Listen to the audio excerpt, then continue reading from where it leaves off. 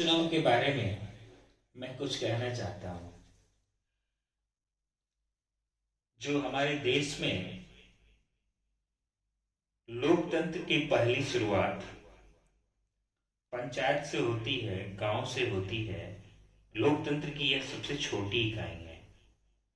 लेकिन इस छोटी इकाई की हमारे देश में वर्तमान हालत क्या है, इसकी शुरुआत में दो लाइनों से करूंगा कि चुनाव की तलवार से हमारे भाईचारे को क्यों काट दिया।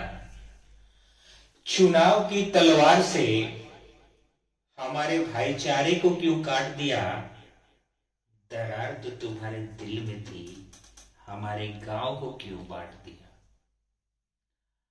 आज ऐसा आलम है कि इस पंचायत चुनाव के कारण हमारे गांव के सभी लोग कई गुटों में बटे हुए हैं।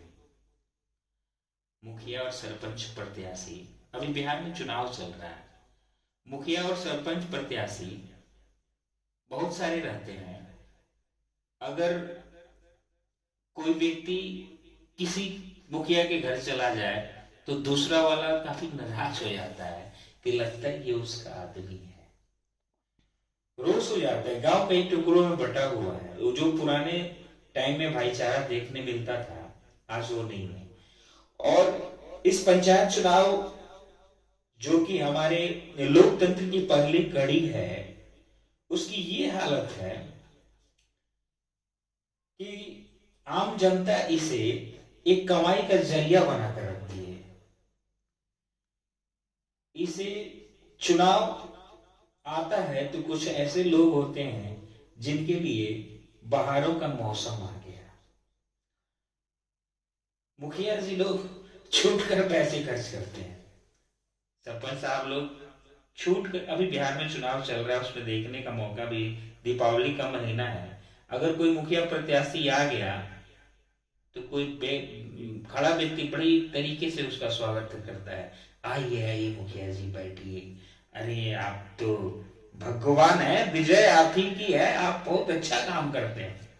क्या बताएं, हम तो कमाने जाने वाले थे, लेकिन अब चुनाव बाद जाएंगे, आपको विजयी करा के जाएंगे। ये देखिए मेरा छोटा बच्चा है, बहुत जिद कर रहा है कपड़ा खरीदने के लिए, लेकिन हम अब चुनाव के कारण रुक गए हैं। तो अब मुखिया जी इस बात के इशारों को समझ रहे हैं कि अब इसके बच्चे को कपड़े खरीदने के लिए पैसा देना पड़ेगा।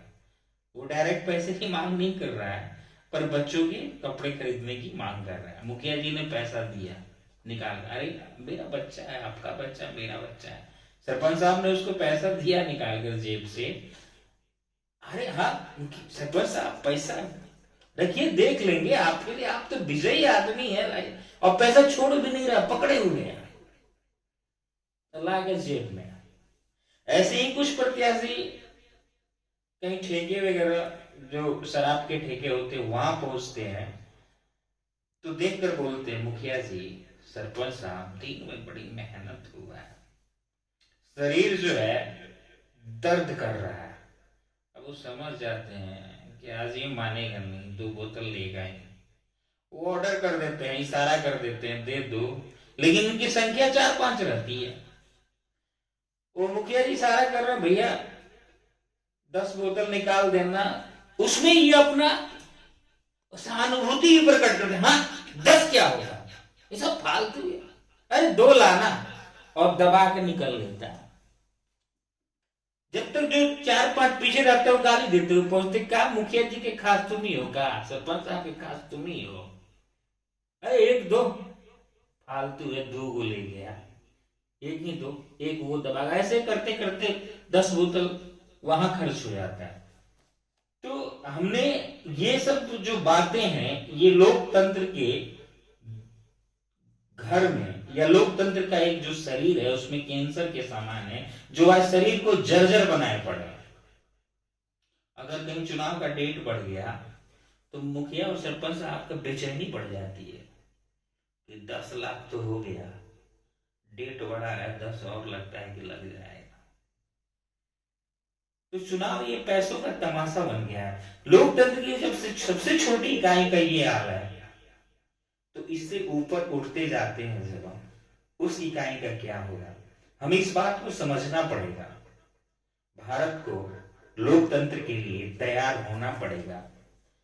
लोकतंत्र की पहली इकाई पंचायत को मजबूत बनाना पड़ेगा और इन सब चीजों से ऊपर उठकर हमें देश को आगे ले जाना पड़ेगा। और ये काम सिर्फ और सिर्फ जनता कर सकती है, क्योंकि लोकतंत्र के मजबूत महल की जो ईंटें हैं वो जनता है, और वो ईंट इन सब छोटी छोटी बातों में, पैसों के लोभ में अगर कमजोर होगी तो किसी भी देश का लोकतंत्र मजबूत नहीं हो सकता।